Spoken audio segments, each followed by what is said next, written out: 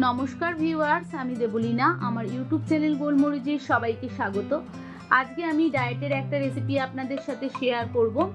আজকে ওটস দিয়ে, অমলেট দিয়ে আর বিভিন্ন ধরনের সবজি দিয়ে আজকে ওটস অমলেট বানিয়ে দেখাবো। তবে আমরা যারা ডায়েট করছি না তারাও কিন্তু এই ওটস অমলেটটা বানিয়ে নিতে পারি।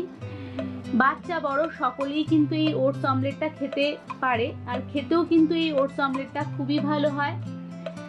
একদম ঘরোয়া পদ্ধতিতে অল্প উপকরণ দিয়ে অল্প সময় এই ওটস অমলেটটা বানিয়ে নেওয়া যায়।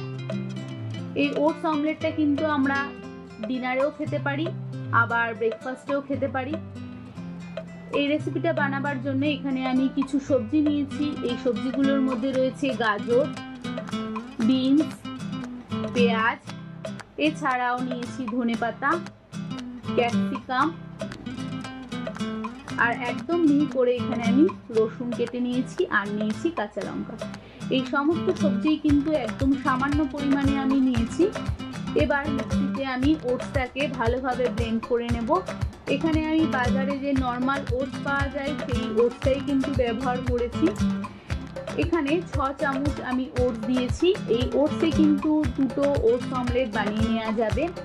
আপনারাও যখন ওটস অমলেটটা করবেন তখন অবশ্যই কিন্তু মিক্সিতে খুব ভালোভাবে ওটসটাকে ব্লেন্ড করে নেবেন।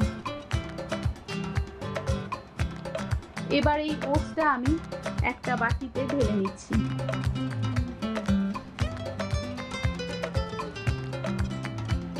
এবার একে একে এর মধ্যে আমি 4টে ডিম দিয়ে দিচ্ছি। আমি এখানে ডিমের সম্পূর্ণ অংশ ব্যবহার করছি, তবে যারা ডায়েট করছেন তারা কিন্তু ডিমের কুসুমটা বাদ দিয়ে দেবেন।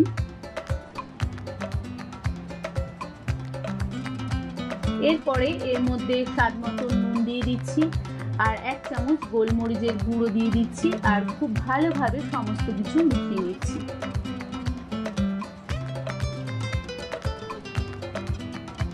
মেশানো হয়ে যাওয়ার পরে যে সবজিগুলো আমি কেটে রেখেছিলাম সেই সবজিগুলো একে একে এর মধ্যে দিয়ে দেব।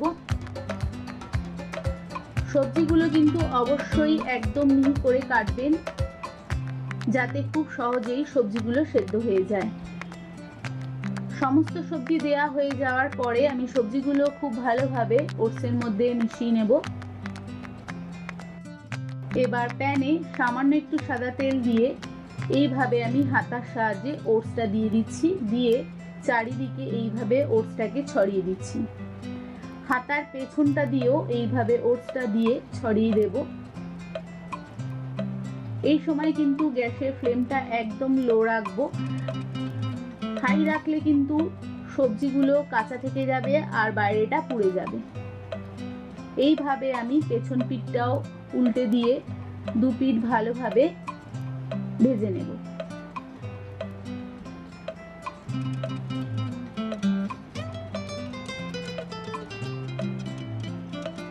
সম্পূর্ণ রেডি হয়ে গেল আমার ওটস অমলেট। এই ওটস অমলেটটা কিন্তু যারা ডায়েট করছে তারাও খেতে পারে, আবার যারা ডায়েট করছে না তারাও কিন্তু বানিয়ে নিতে পারে। ওটস অমলেটটা কিন্তু খেতে ভালো লাগে। এরপরে গার্নিশিং এর জন্য এখানে আমি চিলি ফ্লেক্স দিয়ে দিচ্ছি। এটা সম্পূর্ণ অপশনাল। এই রেসিপিটা আমার সম্পূর্ণ রেডি হয়ে গেছে। রেসিপিটা আপনারা বাড়িতে একবার ট্রাই করে দেখতে পারেন, আর অবশ্যই কিন্তু আমাকে কমেন্ট করে জানাবেন আপনাদের কেমন লেগেছে। ভালো লাগলে এই রেসিপিটাকে একটা লাইক করবেন, শেয়ার করবেন, আর যারা এখনো আমার চ্যানেলকে সাবস্ক্রাইব করেননি তাদেরকে সাবস্ক্রাইব করার অনুরোধ রইল।